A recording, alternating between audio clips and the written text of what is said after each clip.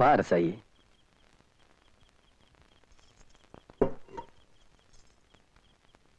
என்னடா நாம வழிய நெருங்கினாலும் ஒதுங்கி போறவன் இப்படி திடீர்னு தாலியை கட்டிட்டாலும் கோவமா இருக்கியா? உண்மையில எனக்கு ஆசையில்லைன்னு முடிவு கட்டிட்டியா? எது எப்படி இருந்தாலும் உண்மையில நான் வச்ச குறி தப்புமா என்ன? தப்பான குறி வச்சது நீ, இது தப்பாதுன்னு குறி வச்சது நான். என்னைய பாக்குற? உன்னை கல்யாணம் பண்ணிக்கணும் நான் கனவுல கூட ஆசைப்பட்டதில்ல. அப்ப என்ன நீ சுத்தி சுத்தி வந்ததெல்லாம் நடிப்புதாயா? நடிப்பா? ஆமா, எந்த பாவமும் அறியாத ஒரு அப்பாவிய ஜெயிலுக்கு அமிச்சே அந்த முருகேசனோட மகதாயானா? அது நீ இந்த ஊருக்கு வந்த அன்னைக்கு எனக்கு தெரியும். ஓஹோ, தெரிஞ்சேதான் தாலி கட்டினியா? நீ செஞ்ச பாவத்துக்கு பரிகாரம் தேடிக்கிட்டியா? பெரிய தியாகியா நீ. உன்னை அவமானப்படுத்தணுங்கிறதுக்காகவே பஞ்சாயத்தை கூட்டினேன். இந்த ஊரே உன்னை பார்த்து காரி துப்பணுங்கிறதுக்காக உன் மேல பழிய போட்டேன். உன் மேல ஆசைப்பட்டு உன் கழுத்துல மாலை போட்டாலே அந்த ஈவா பொண்ணு, அது கல்யாணத்துல முடியக்கூடாது, நீ சந்தோஷமா வாழக்கூடாதுன்னு நான் இப்படி பண்ணேன். பஞ்சாயத்துல உன்னை ஊரை விட்டே விரட்டுவாங்கன்னு எதிர்பார்த்தேன். ஆனா நீ இந்த பாரு, நீ நினைக்கிற மாதிரி நான் எந்த தப்பும் பண்ணல. தனிமரமா நிக்கிற உனக்கு வாழ்க்கை கொடுக்கறதான் நான் நினைச்சேன். ஏன் உனக்கு மனசாட்சியே கிடையாதா? கோயில் நகையை நீ திருடிட்டு அந்த பழிய அப்பா மேல போட்டு ஜெயிலுக்கு அமிச்சிட்டு அவர் மகளுக்கு வாழ்வு கொடுக்கறியா? எங்க அப்பாவை போலீஸ்ல புடிச்சிட்டு போயிட்டாங்கன்னு தெரிஞ்ச உடனே நான் டவுன் போலீஸ் ஸ்டேஷனுக்கு ஓடினேன். அங்க எங்க அப்பா அவமானத்தால அழுது துடிச்சது இன்னும் என் கண்ணிலேயே இருக்கு. கௌரவமா தலை நிமிந்து வாழ்ந்த அந்த நல்ல மனுஷன் ஜெயில இருந்து திரும்பி வந்தா தலை நிமிந்து நடக்க முடியுமா? அந்த அன்பு தெய்வத்தை நடப்படமாக்கிட்டே பாவி. ஆம்பளை துணை இல்லாம நானே எங்க அக்காவை பட்ட கஷ்டம் உனக்கு எப்படி தெரியும்? நீ கோயில் கால தானே, அன்பு பாசத்தை பத்தி உனக்கு என்னையா தெரியும்? நான் மட்டும் ஆம்பளையா பிறந்திருந்தா அன்னைக்கே உனக்கு ஒண்ணு பழி தீர்த்திருப்பேன். ஆனா பொம்பளையா பிறந்துட்டேனே. எங்க அப்பா தெய்வயா, ஜெயிலுக்கு போன அப்புறம் கூட எங்களை கைவிடல. ஜெயில மாடா உழைச்சி ரத்தத்தை சிந்தி மாசம் மாசம் எங்களுக்கு பணம் அனுப்பி வைக்கிறாரு. நகையை மூட்டை கொடுத்து எங்க அக்காவை புருஷ வீட்டுக்கு அனுப்பிச்சு வச்சாரு. அப்படிப்பட்டவரை ஜெயிலுக்கு அனுப்பிச்சியே, நீ நல்லா இருப்பியா? இத பாரியா, இனிமே ஊருக்கு தான் நான் பொண்டாட்டி, ஆனா உண்மையிலேயே உன்னோட பரம விரோதி. இனிமே உன் வாழ்க்கையில எந்த சந்தோஷத்துக்கும் நான் வழிவிட மாட்டேன். நீ செஞ்ச பாவத்தை எண்ணி ஒவ்வொரு நாளும் வேதனைப்படணும், வெட்கப்படணும். நாம ஒரே வீட்டுக்குள்ள இருந்தாலும் நீ வேற நான் வேறதான். அரசாயி, என்ன பழி வாங்குறதா நினைச்சு ஒண்ணு நீயே பழி வாங்கிக்கிட்டு இருக்க. என்னைக்கு ஒரு ஆம்பளை கட்டின தாலி ஒரு பொண்ணோட கழுத்துல ஏறிச்சோ அன்னைக்கு அவனோட நல்லது கிட்டதுல அவளுக்கும் பங்குண்டு. அது அந்த காலம். என் மனசுல இருக்க பழி உணர்ச்சியை தீர்த்துக்காம நான் அடங்க மாட்டேன். வெத்தலை மேல முள்ளு விழுந்தாலும் முள்ளு மேல வெத்தலை விழுந்தாலும் பாதிக்கப்பட போறது வெத்தலைதான். உன்னை அந்த உப்புளி காப்பாத்துட்டு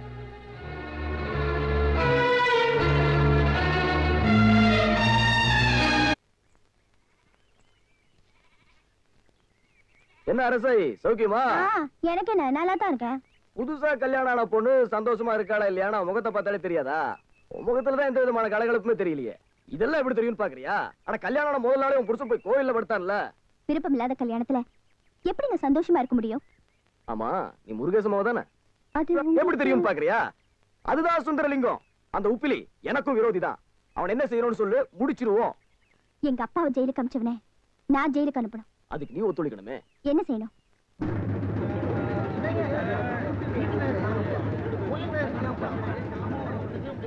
எல்லாரும் எங்கேயா ஓடுறீங்க? கோயில்ல தான் திருடு போயிடுச்சான்.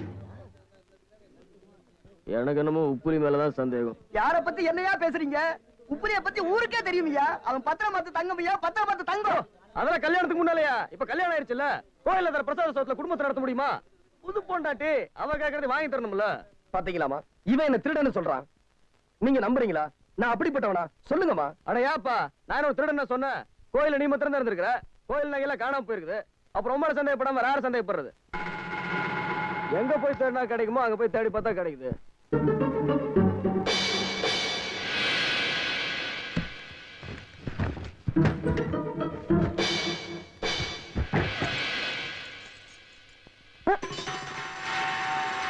என்ன இது இவ்வளவு கூட்டமா வந்திருக்காங்க? பத்திரமாத்து தங்கம்னு சொன்னாங்களே, அந்த தங்கம் எல்லாம் இப்ப எங்க இருக்கு பாத்தீங்களா? அர்ச்சனை தட்டு விக்கிறவ அலங்காரவல்லியா வந்து நிக்கிறா. பாத்துங்க. என்ன என்ன சொல்றீங்க? ஏங்க என்னங்க இதெல்லாம்? ஏன் அரசை, இந்த நகையெல்லாம் ஒண்ணு தானே? ஆமா, என் புருஷன் எனக்கு வாங்கி கொடுத்தாரு. எப்ப வாங்கி கொடுத்தாரு? நேத்து ராத்திரி 1 மணி இருக்கும். கதவு தட்டி இந்த நகைகளை கொடுத்தாரு. ஆமா அது எதுக்கு நீங்க கேக்குறீங்க? நீ போட்டுக்கிற நகை எல்லாம் கோயில்ல திருட்டு போன நகை. இதெல்லாம் திருட்டு நகையா? சாமி நகையா? ஏயா நீயா இப்படி எல்லாம் செஞ்ச? நான் நகை வேணும்னு உங்ககிட்ட கேட்டேனா? ஏதோ ஆசையா நகை போடுறேன்னு நான் எவ்வளவு சந்தோஷப்பட்டேன். இப்படி ஒரு அக்கிரமம் பண்ணிருக்கியே, என் வாழ்க்கையை நாசமாக்கிட்டியே. திருடம் பொண்டாட்டிங்கிற பேரோட நான் எப்படி தெருவுல போவேன்? கத்தி கலட பண்ணாத. 2 பேரும் நாடமா போறீங்க. காட்டு நகையெல்லாம். என்னம்மா திருடன் யாருன்னு தெரிஞ்சு போச்சு, மேற்கொண்டு என்ன செய்ய போறீங்க? அவன் கோவில்ல சம்பளம் வாங்குறவன் இல்ல, கோவில் சொத்து. கோவிலுக்குன்னே நேர்ந்து விடப்பட்டவன். கோவிலுக்கு நேர்ந்து விடப்பட்ட ஜீவராசிகளை தண்டிக்கிறது பாவம்னு உங்க எல்லாருக்குமே தெரியும். இது அவனுக்கும் பொருந்தும். அவனுக்கு இது முதல் குற்றம். கோவில் நகையெல்லாம் கிடைச்சிடுச்சே, அதனால அவனை போலீஸுக்கு அனுப்ப வேண்டாம்னு பஞ்சாயத்து கேட்டுக்குது. இனிமே உப்புளியப்ப கோவில் வேலை எதுவும் செய்யக்கூடாது, கோவிலுக்குள்ளே நுழையக்கூடாது. பஞ்சாயத்து தீர்ப்பு. ஐயா என்ன ஜெயிலுக்கு அனுப்புங்க, தூக்குல போடுங்க. ஆனா கோயிலுக்குள்ள மட்டும் வராதுன்னு சொல்லாதீங்கயா. தீர்ப்பை மாத்துங்கயா. இதுல நான் ஒண்ணும் செய்ய முடியாதுப்பா, இது பஞ்சாயத்து முடிவு. என்ன மன்னிச்சிருப்பா. அம்மா நீங்களாவது சொல்லுங்கம்மா, என்ன கோயிலுக்குள்ள வரக்கூடாதுன்னு சொல்றாங்க. நான் திருடலமா, நான் திருட இல்லம்மா, சொல்லுங்கம்மா. நான் திருடினேன்னு நீயே வந்து சொன்னா கூட நான் நம்ப மாட்டேன். என்ன செய்யறது, நீ கட்டின பொண்டாட்டியே உனக்கு எதிராக சாட்சி சொல்லிட்ட. ஊர் கூடி முடிவு செஞ்சதுக்கு அப்புறம் நான் என்ன செய்ய முடியும்? நீ கும்பிடுற அந்த உப்பிலியப்பங்கிட்டே போய் முறையிடு, அவன் பாத்துக்குவான். அம்மா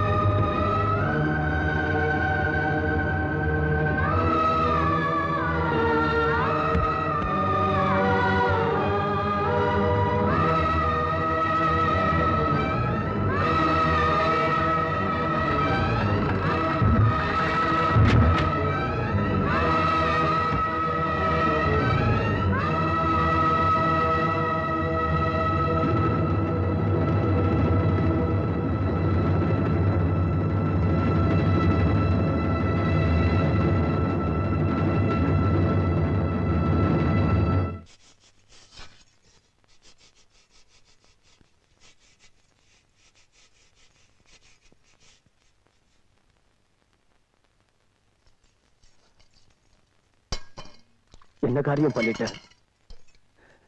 ஏதோ என் வீடா நினைச்சு வாழ்ந்துகிட்டு இருந்தனும், அந்த கோயிலுக்குள்ள நுழைய முடியாதபடி பண்ணிட்டியே. ஏண்டி அப்படி செஞ்ச? என்னையா கோச்சுக்கிற? என்ன சுட்டு இருக்கணும் போல இருக்கா? அப்படியே என் கழுத்தை நெரிச்சு கொல்லணும் போல இருக்குமே. வாயா வந்து ஆத்திரத்தை தீர்த்துக்க.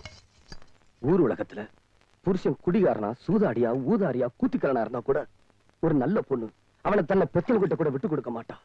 ஆனா நீ நல்ல காரியம் பண்ணிட்டமா, நல்லா இரு.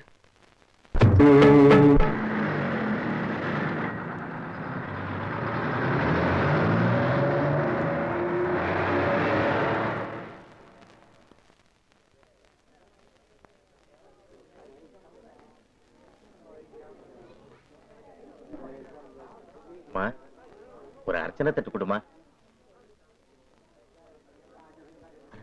அரசாயி நீ நீ எப்படிமா இங்க? நீ என்ன சமாதானம் சொன்னாலும் சரி, நீ செஞ்சது ரொம்ப தப்புமா. என்னைக்கு ஒருத்தனுடைய தாலி உன் கழுத்துல ஏறிடுச்சோ அன்னைக்கே நீ அவனோட சொத்து. கண்ணை வித்து சித்திரம் வாங்கலாமா? ஒரு பொண்ணுக்கு கல்யாணம் ஆயிடுச்சுன்னா அதுக்கப்புறம் எல்லாமே புருஷன் தானே. நம்ம குலத்திலே இல்லாத வழக்கப்படி நீ இப்படி எல்லாம் நடந்துகிட்டு இருக்கிறது எனக்கு கொஞ்சம் கூட பிடிக்கலமா. அப்பா என்னால அப்படி நினைக்க முடியல. தான் திருடிட்டு உங்க மேல பழிய போட்டு ஜெயிலுக்கு அமிச்ச அந்த ஆளை என்னால மன்னிக்க முடியாது. அரசாயி மா, நடந்தது என்னவோ நடந்து போச்சுமா, அதெல்லாம் மறந்துடுமா. புலிகிட்ட போய் மன்னிப்பு கேட்டுக்குமா. நீங்க 2 பேரும் சேர்ந்து வாழறதாமா நியாயம். பாருமா, உங்க கல்யாணத்தை தான் பார்க்க எனக்கு கொடுத்து வைக்கல, நீங்க 2 பேரும் சேர்ந்து சந்தோஷமா வாழறதையாவது பார்க்கணும்னு ஆசைப்படுறேம்மா. அப்பா, இது முடிஞ்சு போன கதை, உடைஞ்சு போன கண்ணாடி, இனி ஒட்டாது.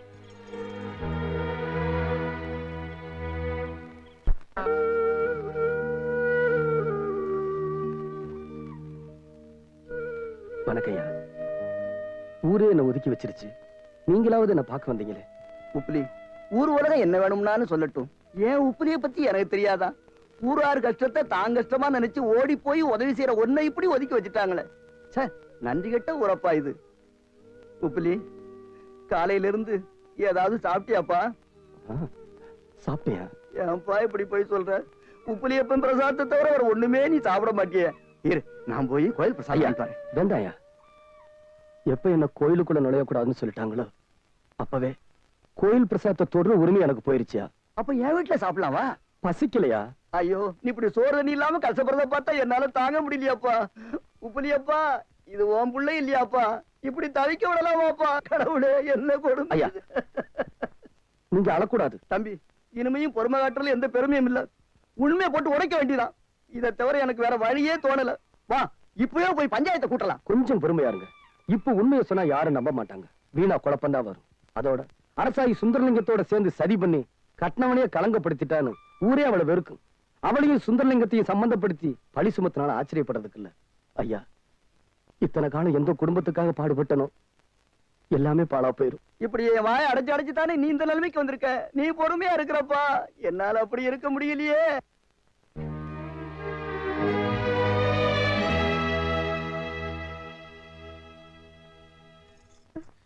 அப்பா, அப்பா, எப்படி இருக்கீங்க? நல்லா இருக்கமா. நீ நல்லா இருக்கியா? நான் நல்லா இருக்கேன்ப்பா. வாங்க மாப்பிள்ள.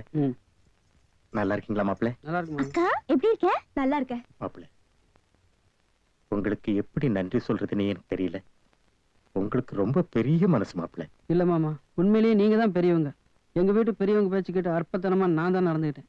நீங்க ஜெயிலுக்கு போய் கூட கடமையை மறக்காம நகையை செஞ்சு போட்டு அவளை வீட்டுக்கு அனுப்பிச்சு நினைக்கும் போது எனக்கு ரொம்ப அவமானமா இருக்கு. இல்லம்மா, நகைய நான் செஞ்சு அனுப்பலமா. என்னது, நீங்க செஞ்சு அனுப்பலையா? இல்ல மாப்பிள்ள, நான் ஜெயில இருக்கும் போது இவ்வளவு பணத்துக்கு எங்க போவேன், எப்படி சம்பாதிப்பேன்? மாப்பிள்ள, நீங்களே நகையை செஞ்சு போட்டுட்டு அது உங்க வீட்டுக்கு தெரியக்கூடாதுன்னு நினைச்சு நானே செஞ்சு போட்டதா சொல்லி என்ன கௌரவப்படுத்திருக்கீங்கன்னு நினைக்கிறேன். இல்லப்பா, நீங்க தான் நகையை கொடுத்ததா சொல்லி ஒருத்தர் என்கிட்ட கொண்டு கொடுத்தாரு. அவருதான் இவங்க வீட்டுல என்ன கொண்டு போய் விட்டாருப்பா. அம்மா, நான் யாரையுமே அனுப்பலையேம்மா. என்னப்பா சொல்றீங்க? ஜெயில இருந்துட்டு சம்பாதிக்க முடியாதுன்னா மாசம் மாசம் எனக்கு எப்படிப்பா மணி ஆர்டர் அனுப்புறீங்க? மணி? அரசாயே, ஏ முருகேசா, நீ எப்படி? வாங்க.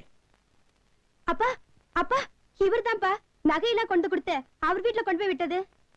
சுப்பிரமணியம், நீங்க மன்னிக்கணும், நகையை கொடுத்தது நான் தான். ஆனா கொடுக்க சொன்னது வேற ஆளு. வேற யார்? நம்ம உப்புலியப்பன் தான். என்னது, உப்பிலியப்பனா? நீங்களாம் அவனை பத்தி தப்பா நினைச்சிட்டு இருக்கீங்க. நீங்க ஜெயிலுக்கு போனதுல இருந்து மாசமும் என் மூலமா மணி ஆர்டர் பண்ணது அவன் தான். நகையை திருப்பி கொடுத்தது அவன் தான். என்னங்க சொல்றீங்க? கோயில்ல வேலை பார்த்த குமாஸ்தானா? என்னாலேயே நகை வாங்க முடியலீங்களே. அவன் கோயில்ல வளர்ந்த அனாதை, அவன் வாங்குறான்னு சொல்றீங்களே, இதை என்னால நம்பவே முடியலீங்களே. இந்த பணத்துக்காக அவன் பட்ட பாட்டை நினைச்சா எனக்கே வேதனையா இருக்குது. கல்லு உடைச்சான், தோட்ட காவலுக்கு போனான், மரம் வெட்டுனா, மூட்டை தூக்குனா, வயல்ல மாடா உழைச்சான். எல்லாத்துக்கும் மேல ரத்தத்தையே வித்து காசு சேர்த்தான். இப்படிப்பட்ட நல்ல பிள்ளையத்தான் திருடன்னு பழி சுமத்தி கோயிலுக்கு வெளியில தள்ளிட்டாங்க. இந்த கொடுமையை என்னால தாங்கிக்க முடியல. இந்த உண்மையை சொல்லிட்டு போகத்தான் இன்னைக்கு நான் வீடு தேடி வந்தேன். பாத்தீங்களாப்பா, இப்போது புரியுதா ஏன் இப்படி செஞ்சாருன்னு? குத்தமல நெஞ்சு குத்தி இருக்கு, அதான் செஞ்ச பாவத்துக்கு புண்ணியம் தேடி இருக்காரு. இல்லம்மா, நீ சொல்றதெல்லாம் தப்பு. நீ நினைக்கிற மாதிரி உப்பிலியப்பன் எந்த குத்தமும் பண்ணலம்மா. அந்த நகை உப்பிலியப்பன் திருடி என் மேல பழிய போட்டுட்டான். நான் சொன்னதுதாம்மா பொய்.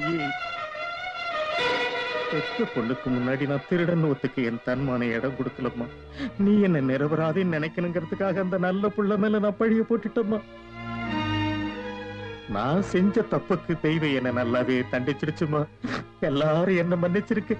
எங்க போறீங்க? உப்பிலியப்பனை பார்க்க. அவன் கால்ல விழுதி என் கண்ணீரால் அவன் காலை கழுவ போறியா? நில்லுங்கப்பா, அவர் முன்னால நிக்கிற தகுதி கூட உங்களுக்கு கிடையாது. உங்களை என் தெய்வமா நினைச்சிருந்து நீங்க நம்ம குடும்பத்தை மட்டும் அழிக்கலப்பா, என் வாழ்க்கையை சேர்த்து அழிச்சிட்டீங்க. உங்க முகத்துல முழிக்கிறதே பாவம். முருகேசா, கொஞ்சம் அமைதியா இருங்க.